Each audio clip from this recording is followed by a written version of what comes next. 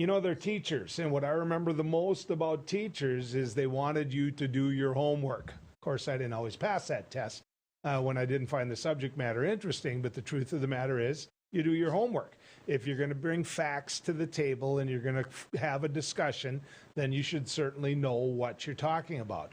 Well, Nick Archuleta is president of North Dakota United. You're going to hear me say ND United a lot. But he represents teachers, public workers, that man in the snowplow that you see, that woman in the snowplow, if her name is Wanda Jensen. But the truth of the matter is this. He did his homework, and we're getting him on right now to talk about that. Nick, good to have you coming down the road with us. Hey, it's great to be with you, Joel. I want to talk to you about that homework. I know that you released a poll that shows some numbers that really should get people's attention. Why don't you share that with the viewers? Sure. I think the main takeaway from this survey that we sent to our members in the middle of this month, the key takeaway there is that 74% of the teachers are really looking at teacher retention as a major issue to be dealt with for the next school year, 22-23 school year. Another thing that jumped off the page at me is that when we surveyed teachers about what their feelings were relative to their profession, and so we asked the question about when they were hired, did you expect to graduate or to retire as an educator? We had 90% of our members a year or so ago say that they intended to retire as an educator. That number is now down to 41%. And that's even more profound when you look at teachers between the ages of 30 and 39. That number went from 91% who thought they would retire as an educator all the way down to 26%. So if you're looking at education seriously in North Dakota, these numbers have to cause you a great deal of concern, because I don't know that we do anything more important than educating the next generation of leaders and citizens in this state than that. I think that's it.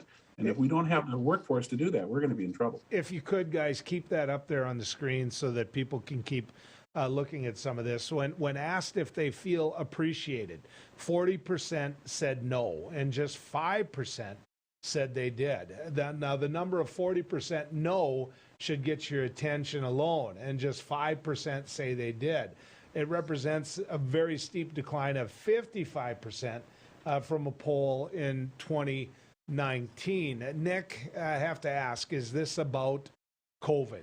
Is this about not being listened to by the school boards as we dealt with a pandemic? Yeah, you know, I don't want anybody to think that this is a situation, this idea that the teachers are demoralized is something that is unique to the profession of education. It isn't. We see this across other sectors of our nation as well. Law enforcement, nurses, the people basically who deal with the public and others. But yeah, to be honest with you, we do for the first time see teachers, and this is across the political spectrum, saying that the discourse in this country and in North Dakota has been just so harsh. And teachers don't go into teaching. Joel, you know this. They don't go into teaching to become a part of a political football or an ideological struggle. They go into teaching because they love children and they want to make a very positive impact on the lives of those children and get them ready for the next step of their post-high school life.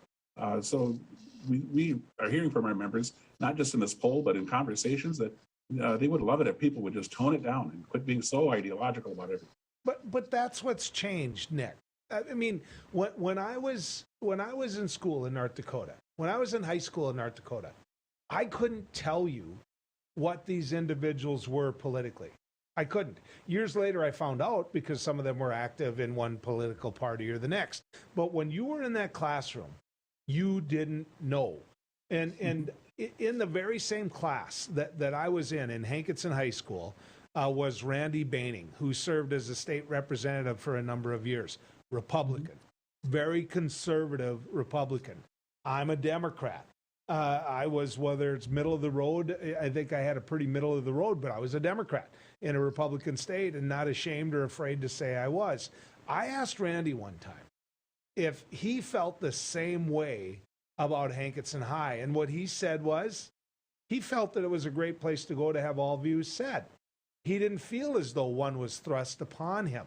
And so part of the problem that I see, Nick, isn't that classroom where that teacher is it's coming down from a school board and a school superintendent. And you and I both know there's an example of a school superintendent where he's telling people exactly what they can teach based on his political philosophy. So how do we change that when the school board supports that? I mean, they're just going to continue to lose teachers.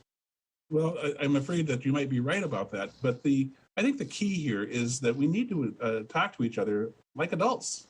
We don't. Teachers have remarked to me that they've gone to some school board meetings, and then next thing you know, somebody's screaming at somebody else. In the case across the river and from you in Moorhead, the person who was raising the biggest stink didn't even have any kids in the district. And so when we politicize education to the extent where there's a breakdown in communication between parents and teachers and administrators and school boards, that's a place where we don't want to be. We should be acting as partners. Parents and teachers need to work together for the betterment of their student, right? And school boards need to respect that. But you're right, where it exists that you're getting some top-down direction and pressure about how to run your class, and you lose all autonomy in your class. That's very dispiriting to a teacher.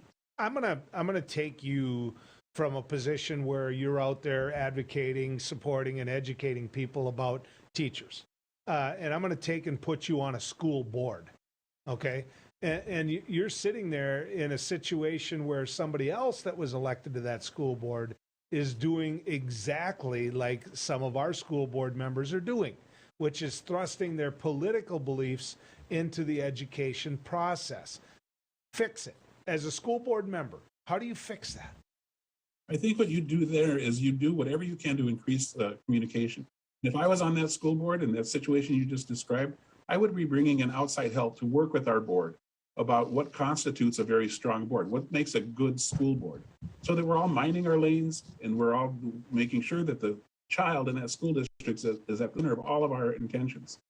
So that's what I would have to do, and then the public will see that. I mean, if the public thinks it's okay for one of their school board members to kind of run ramshot over everybody else, they'll reelect him. My guess is that they won't, because the public has their students' best interests at heart. Well, and there's another problem with that, Nick. There's such a demand for good quality workers, and wages are going up, that these individuals who are going to take a job where they're not appreciated, where they're treated the way they're being treated, they don't have to take this job. They can look a lot of different places for a job. That's a real problem. That is a real problem, because the skills that it takes to be a teacher transcend education. I mean, those are necessary skills that are in demand in other industries as well. But the passion that these teachers have, the reason they went into education was to do right by those students in their charge.